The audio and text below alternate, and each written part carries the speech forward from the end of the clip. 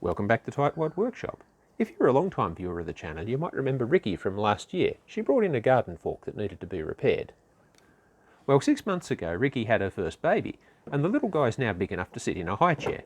Someone from our local Buy Nothing group gave Ricky the chair, but it's missing the footrest, so that's what we're going to be making today.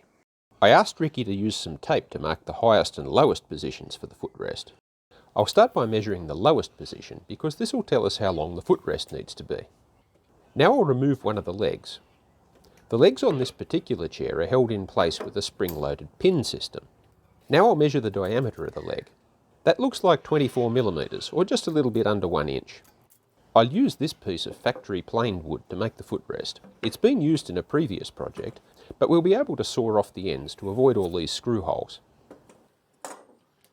I'll start by marking the length of the footrest on the board.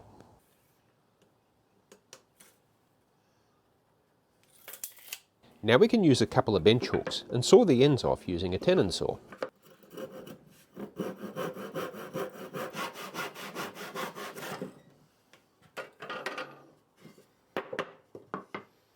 I want the footrest to be 75 millimeters or 3 inches wide, so I'll use a marking gauge to mark a line along the board. If you want, you can draw along the gauge line with a pencil to make it easier to see. I'll mark the other side of the board in the same way. Now I'll use my rip saw to saw the waste piece off the board. You need to be careful when you get near the end, or you might split the wood.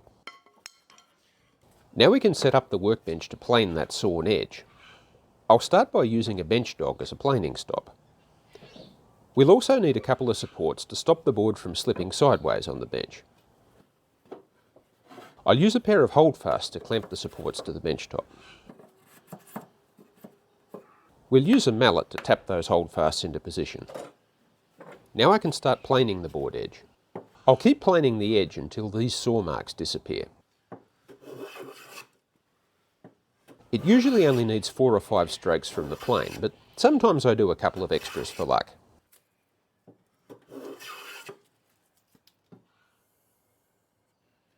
Now I'll use the plane to make a diagonal chamfer along all the board's edges.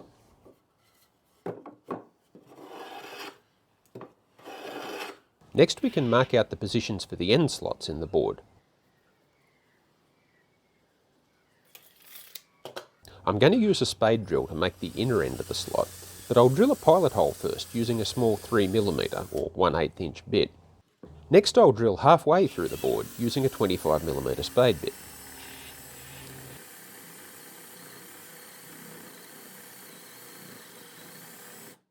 Now we can flip the board over and finish the hole from the other side. We do this because if we drill all the way through from one side, the drill bit will splinter the wood when it breaks through. Drilling this way leaves a nice clean edge on both sides of the board. Now I'll use my combination square to mark lines from the edge of the hole to the end of the board. Then I'll mark the waste part out with a squiggle. Now we can clamp the board to the edge of our workbench with a couple of holdfasts. Then I'll saw along the 2 lines using the tenon saw.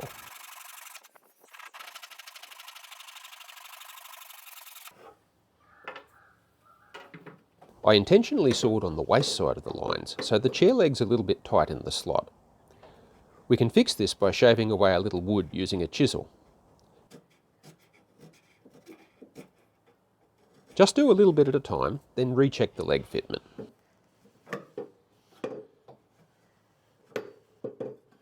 Once you're happy with the slot sizing, we can move on to sanding. I'm using this sanding block to round off all the sharp edges and corners of the footrest. You can wrap your sandpaper around a wooden dowel to sand the concave edges. And you can just fold it in half and use it by hand for the hard to reach parts. So now we're ready to fit the footrest. I'll start by unclipping each front leg, then threading on a hose clamp and 2 rubber O-rings. All of these parts need to be pushed below the spring pin on the leg. Now we can refit the leg into the chair base. Start by sliding one end of the footrest onto a chair leg, Then hold it at an angle while you fit the other end. Now we can adjust the rubber O-rings to hold the footrest in position. Then tighten the hose clamps to lock it in place.